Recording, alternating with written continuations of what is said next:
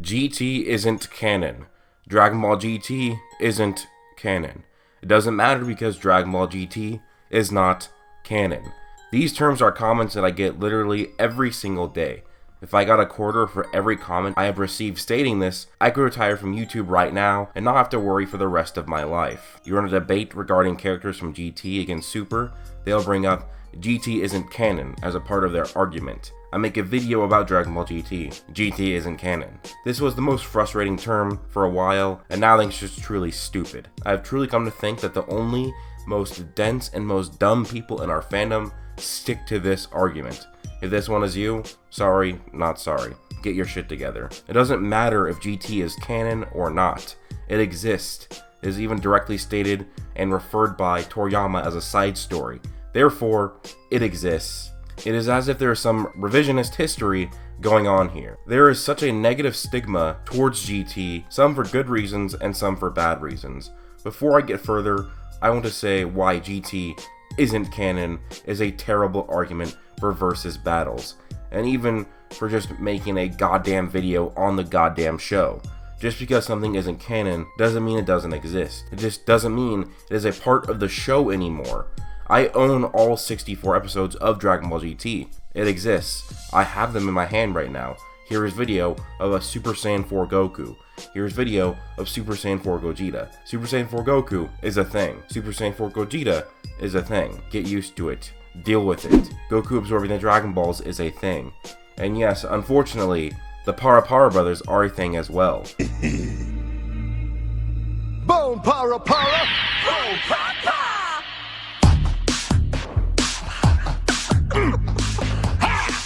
Shake! Don't forget to smile! Don't forget to smile! What? Now shake it, right! Bone Para! Bone Para! Bone Para! Bone Para! Respect the beat! They have no style. Spin it right, spin it left. This crazy beat gonna make you deaf. Shake it, now shake it. These all exist. There's no debate. Just because it's canon doesn't mean it doesn't exist. They happened, and technically they were once canon, and possibly still are canon. I definitely wish you would check out Black and Fist's video on this matter, where GT might still be canon to the Dragon Ball Z anime, but Super would be basically canon to the Kai anime. But I'm not really going to get into that, but I will link the video and you can go check it out and see what you think about it. In a versus debate, if I bring up Super Saiyan 4 Goku as a character and compare him to Super Saiyan God Goku in Dragon Ball Super, that is a valid comparison. If something can even be possibly brought into a versus battle, that exists, and therefore saying it isn't canon doesn't matter. Versus battles are supposed to be about how strong a character is and the abilities they can use, not about the narrative. Dragon Ball GT Goku exists in a medium of an anime. He has many feats and abilities to properly scale. Therefore, saying GT isn't canon in your argument is nonsense. And when I make a video asking what if Beerus woke up after GT and you say, well, GT isn't canon, please shut the fuck up. Many people are too dense and dumb to understand the concept, the meaning of the phrase, what if. This is what if it happened, god damn it guys. Is it that hard to understand? Now I know that a majority of you guys understand that it's just for fun and for entertainment value, but there's a sizable portion of the community who just can't get it through their thick skulls. GT isn't canon. Debate over. Just because it's not canon doesn't mean said character can't be in a versus battle. If it isn't canon, then it doesn't exist. Super Saiyan Blue for the win, as Super Saiyan 4 doesn't exist by default. Oh yeah? Super Saiyan 4 doesn't exist? Oh yeah? Super Saiyan 4 doesn't exist?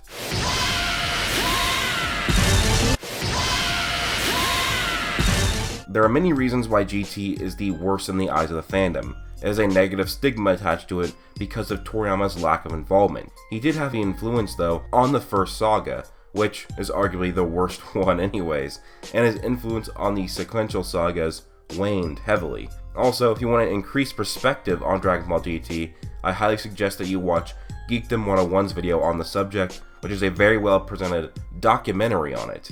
In this video, we all discover that the franchise as a whole was suffering from franchise fatigue at around the time that GT came out. Before GT came out, we had gotten a manga chapter once a week for 11 straight years from 1984 to 1995, and a new episode of anime once a week from 1986 to 1997. And there was spanned 3 different shows of Dragon Ball, Dragon Ball Z, and GT, not to mention of the many movies and TV specials that were made. Geekdom to discuss that interest in the franchise really started to dip during the Buu saga in the anime, which carried over into GT. So the dip in the fandom was not from GT, it was from the Buu saga, which is something very interesting. Now, I personally don't think GT was the best of the series, but it definitely was not bad enough to deserve all the negative attention that it still gets today. And one of the funniest things that happens to me when I converse with a lot of these people who say GT isn't canon, or even a lot of the people who say GT is trash, and always trash on it, it turns out once I do some digging, I realize that they have yet to even see the show Dragon Ball GT. I will bring up events that happen in GT in the middle of a debate, and I will bring up something like Ultra Full Power Super Saiyan 4, or Goku's new ki that lets him tank blast from Omega Shenron while in his base form. And they actually don't remember that happening, or don't know it, which eventually leads to them admitting that they have yet to even watch GT in the first place. This has likely happened at least 100 times over the course of my channel, people constantly trashing GT without even seeing it. I used to be somewhat one of these people who would trash on GT because of what everybody else was telling me. But then I actually watched it all the way through for the first time, and it wasn't bad at all. And then I watched it again with Japanese subtitles and the Japanese music, and it was even better. Also, if you just start watching it from when our gang of heroes lands on planet M2, it actually makes the show way better overall. The beginning really just drags it down.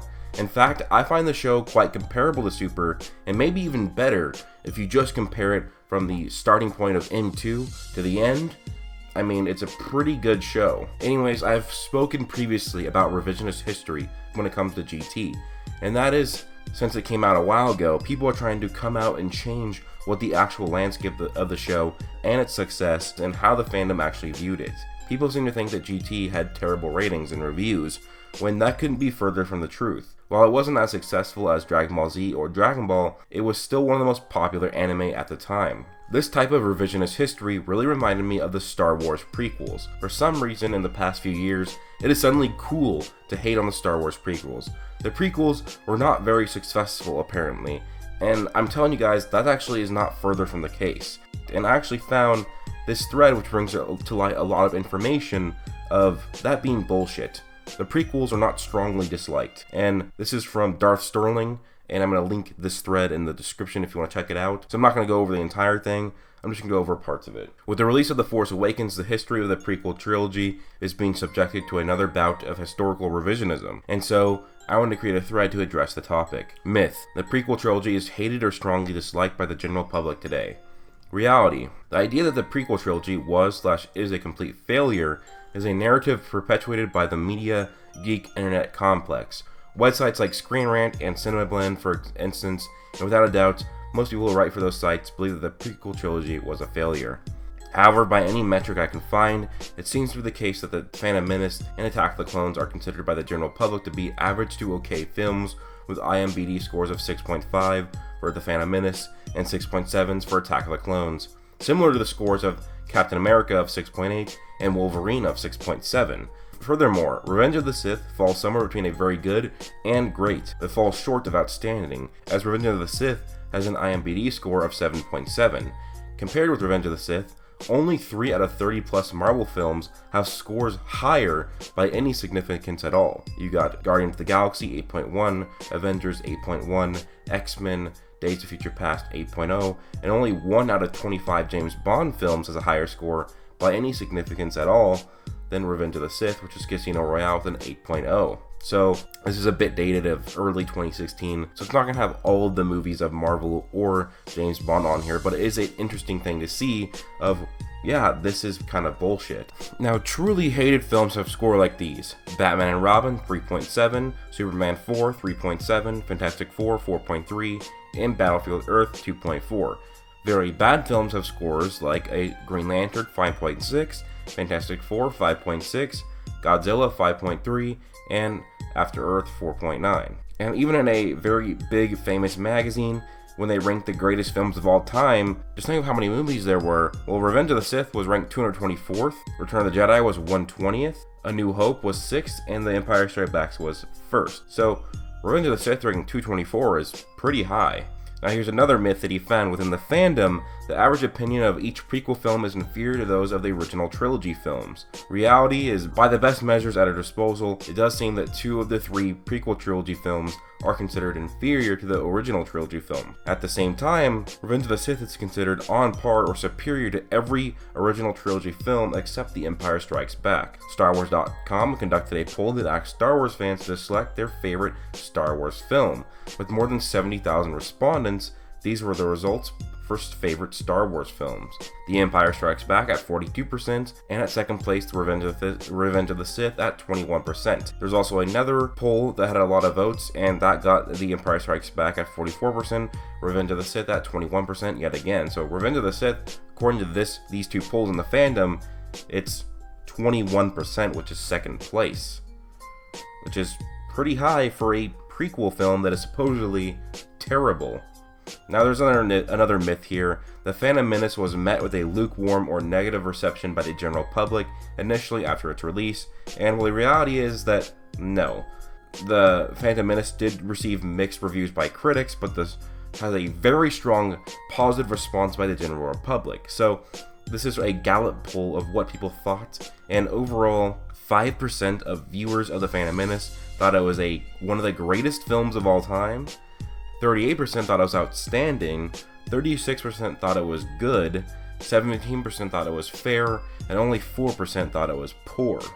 So, over 80% of the viewers thought it was a good movie at least. So yes, this is somewhat similar to GT.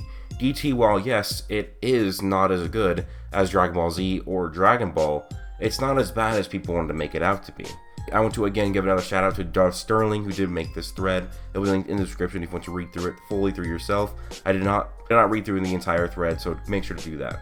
Another thing that I've noticed, a lot of GT haters, they make fun of GT for being weaker than Super. Since when was the quality of a show based off of the strength of characters?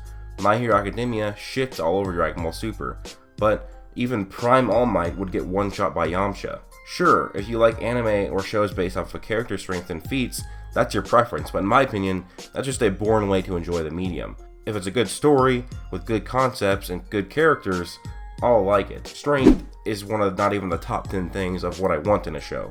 Now next I'm going to talk about Super Saiyan 4 and Super Saiyan Blue. What is Super Saiyan Blue? It's going Super Saiyan on top of Super Saiyan God. It's literally just a color palette change on top of the original Super Saiyan. There's nothing special about Super Saiyan Blue, except that you just get God Ki. But Super Saiyan 4. Super Saiyan 4 is one of those most dynamic forms, and it was absolutely groundbreaking. Its design was completely different from the other forms, and the path to this form was insane. Bringing back the Ozaru film and upbringing it to the Golden Ozaru was extremely cool. The fact that Goku had to tame his inner beast to then attain Super Saiyan 4 was mind-blowing. So Super Saiyan 4, who cares if it's stronger or not? There is an argument to be made that GT is stronger than Super, although it's not a great argument. Super characters just have these amazing feats. But, I mean, there's still ways to do it. You can make an argument, but then again, just because you make an argument doesn't mean it's right. But anyways, guys, let me know what you think down below. Was this a dumb rant or no? Don't forget to leave a like if you enjoyed, subscribe if you're new, turn on notifications if you want to see more of my videos, join my Discord, and follow me on Twitter. And here are 2 videos, guys, that I recommend you to watch, just in case you have not watched it. But anyways, hope you guys all have an amazing day. Peace out.